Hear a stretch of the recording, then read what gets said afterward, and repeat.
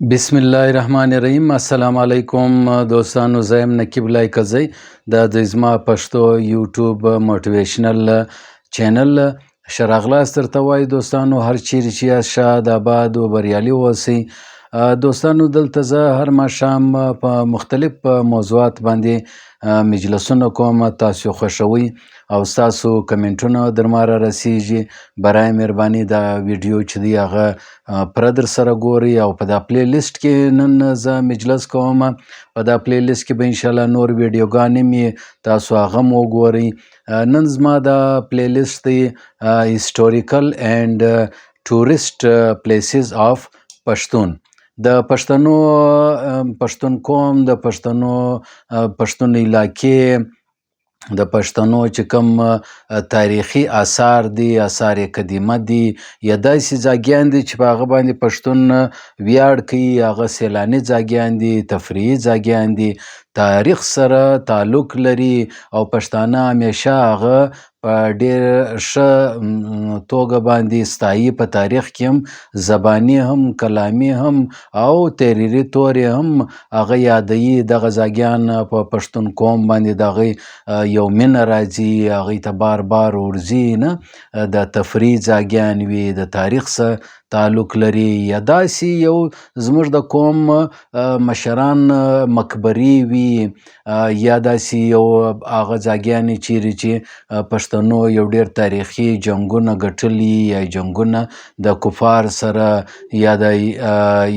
دغه د ظالمانو سره په هغه ځاګي کې جنګونه کړي. نو هغه ځاګیان پښتانه تل همیشان په تاریخ کې په ښه نامه یادوي او قوم ته ورښيي.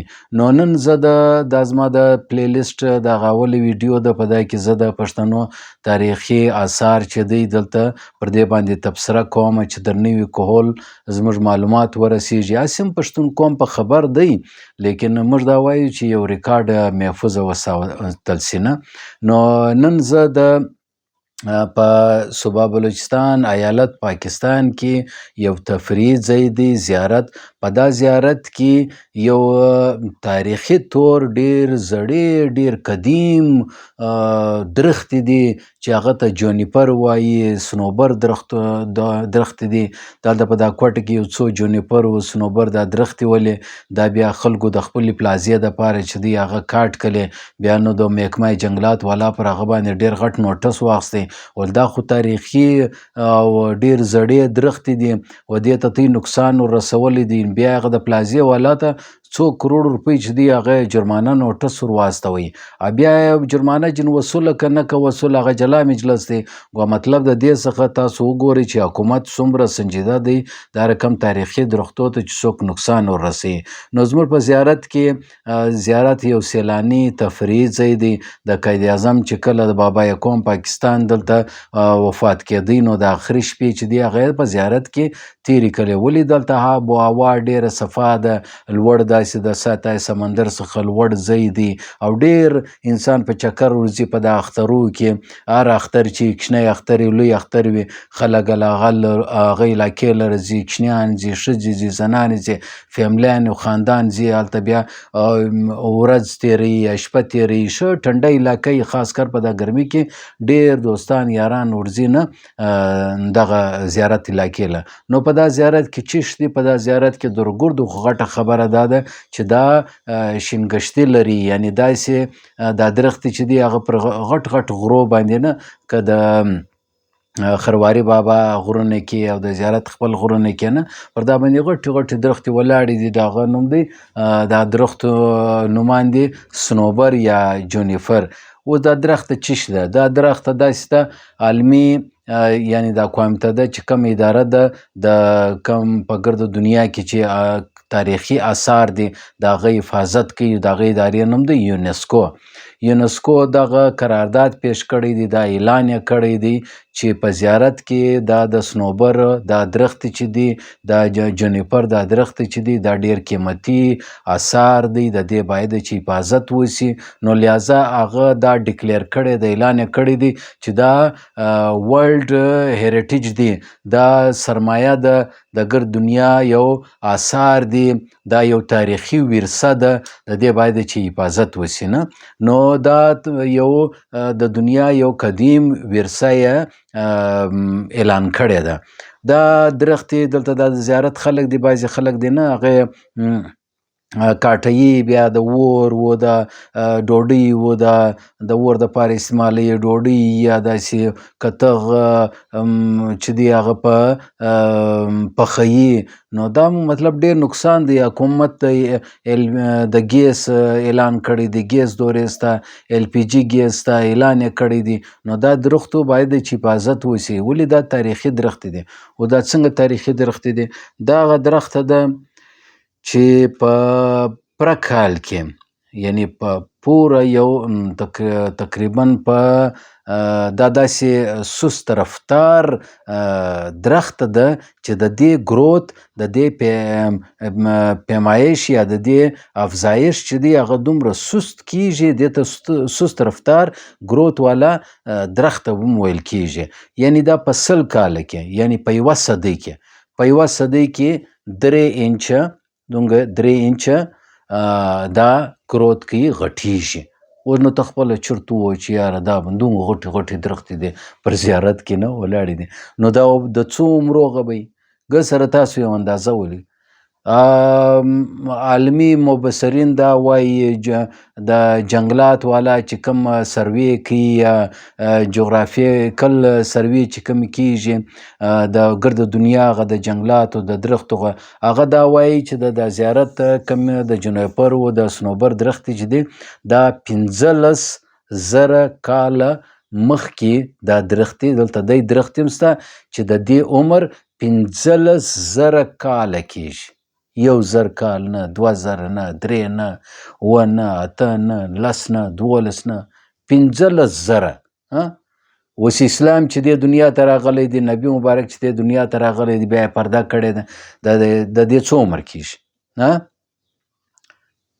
14,500 کاله کیږي. یعنی ته وویله 1,500 کاله کیږي. 1,500 کاله، 100 100 200 300 15 صدۍ کیږي چې اسلام دې دنیا ته راغلی دی. 15 صدۍ کیږي. او دا درختې څو زړې دي؟ 15,000. د اسلام څه څو ډبل شاوخوا ته نه. مطلب ګوتم بت دا درختې چې کله یعنی د دې دا چې کله ریشه رایستله او بیا دا درخته غټېدله، سوکه غټېدله نه، نو دا هلته ګوتم بت صدارت چې ورته وایي هغه نه دی پیدا سوی. په یونان کې چې کوم په یونان کې سکندر اعظم چې دی ګرد دنیا فتح کوي هغه هم نه دی پیدا سوی. دا دومره لرې مخته. عیسی علیه السلام هم نه دی پیدا سوی. نبی مبارک هم نه دی پیدا سوی. دې دنیا ته تشریف راوړی دی. دا دومره زړې درختې دي. نو د دې درختو حفاظت نه دی پکار. مطلب دا هغه یو ساینټسټ ویلی ول د زیارت و دا جونیپر و د صنوبر درختې چې څوک دی وګوري، بس دا دې په ذهن کې کښېږدي چې موږ د دنیا در ټولو زوړ جانور یا د مخلوق مخته ولاړ یو. دا درختو به څو باچایان لیدلی، اکبر باچا به هم لیدلی، احمد شاه بابا به هم لیدلی، میرویس نیکه به هم لیدلی، محمود غزنوي به هم کتلی، دا ګرد صلاح الدین ایوبي، دا ګرد باچایان، دا ګرد خلک به دلته لیدلی او دا درختې ولاړې دي او ګوري. درختې هسې هم جانداره دي چې ورته وګورې، ساه خواښې اوبه اخلي نه، ژوندی یې نه. او دا دی درختې دي دا مړې کېږي هم نه، نه پر دا باندې خزا هم اثر نه کوي نه چې وایي هغه د یاره هغه د زمۍ رالی درختې مړې سولې بېدې سولې بیا به په سپرلي باندې راویشېږي. بای دا مړتوب نه لري، بس دا ژوندی دا په 100 کاله کې 3 انچه پورته کېږي، غټېږي. نو دا دی درختې دي. دا ډېر قیمتي درختې دي. د دې سوځل یا کاټول دا ګوا مطلب دی لکه ګرد انسانیت چې مړ کړ، او یو سړی مړ کېدی دی لکه ګرد دنیا چې مړه کې، ګرد انسانیت مړه کې. نو د دې جونیپر درخت ډېر حفاظت پکار دی. دا د پښتنو هغه سرمایه ده چې دا په نور دنیا کې ډېره کم شته. اوس وګوره دا د جونیپر صنوبر چې ورته وایي نه، د دې درختې په شمالي امریکا کې شته، په افریقا کې سته لیکن په ګرد دنیا کې د جونیپر یا د صنوبر چې کوم درختو جنګلات دي چې د ګردو غټ جنګلات دي هغه په تاجکستان کې دي. د تاجکستان نه بعد بیا د دویم غټ جنګل چې دی یا د ایشیا هغه چې دی نه ایشیا کې د چین نم دی، جاپان نم دی، افغانستان نم دی، بوټان نم دی، ګرد دی ورور جاپان چین ګرد پکې شمار دی نه، انډیا دا ګرد پکې شمار دی. نو دویم غټ د جنګلات د جونیپر یا صنوبر هغه په پاکستان کې دی، بیا په پښتني علاقه کې په زیارت کې دی زموږ ته. نو دا هغه درخت دی چې په دا ریجن کې په دا علاقه کې نور په یو ځای کې نسته. نو د دې حفاظت نه دی پکار، د دې سیل نه دی پکار چې ورسي ساتکۍ د دا درختو وسایت کښیني یا ورته وګوري یا ساتکۍ ورسره کښیني محسوس کړي چې یاره زه څومره د زوړ زړې درختې سره ناست یم نه. یعنی یو ساینټست دا ویلي ول د زیارت و درختو چې وګوري دا دی لکه لیوینګ فوسل چې دی. لیوینګ فوسل چی فوسل مطلب هغه شی دی چې یو انسان اولنی انسان چې د دنیا ته راغلی دی نو د هغه باقیات په ګرد دنیا کې دا ساینټست چې دی هغه پیدا کوي، مځکې کیندي او ډېر ساینټست ډېر تکلیف کوي خو د هغه باقیات پیدا کوي چې ورور انسان څومره زوړ دی، کله د دنیا ته راغلی ولو، موږ د دې دنیا عمر څو دی راسي چې موږ معلوم کړو زاړه شیان، زړه معدنیات، ډبرې، درختې دا شیان وګوري په هغوی باندې بیا په دا خوردبینو کې ګوري تجربې پر کوي چې ګوري چې دا څومره زوړ زړه درخت دی یا ډبره ده. نو د ساینټست وایي دا د زیارت جونیپر صنوبر چې کوم درخت دی یعنی دا یو لفظ دی، په جونیپر په انګلیش کې ورته وایي، په اردو کې هم جونیپر ورته وایي، صنوبر هم ورته وایي. نو دا چې کومې درخت دي دا دی لکه لیوینګ فوسل، فوسل خو نو مړ سوي ختم سوي خالي باقیات یا کچرې پر هغه باندې ساینټست چې دی تجربه کوي. دا هغه درخت دی چې لیوینګ فوسل دی یعنی ډېر زوړ تاریخ دی لیکن ژوندی دی، مړ نه دی. نو د جونیپر دا هغه درخت دی د پښتنو په علاقه کې دا یو ډېر تاریخي ځای دی. تاسو بیا دا ویډیو هم ګورئ چې زه د ښکاره کوم په دغه سایډ کې تاسو ګورئ جونیپر درخت دی ښه خوند کوي، کله باران کله واورې کې وریږي، دا درخت زبردسته خوند کوي. تو ګوره څومره ښایسته یو انداز، څومره ښایسته د خدای پاک څومره ښایست دلته دا درختو رو کړی، دا غرو ته ورکړی دی.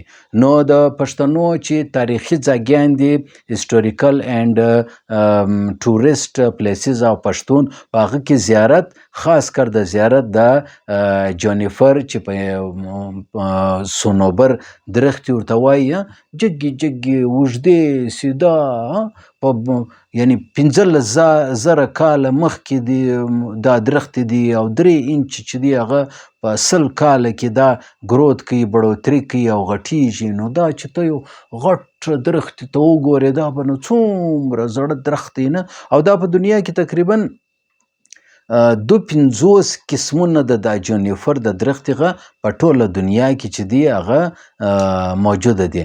نو دا د مونجودوړو یا هړپا یا ټکسلا دا چې کوم زاړه تهذیبونه دي نه دا د هغه څخه هم زوړ تاریخ لري.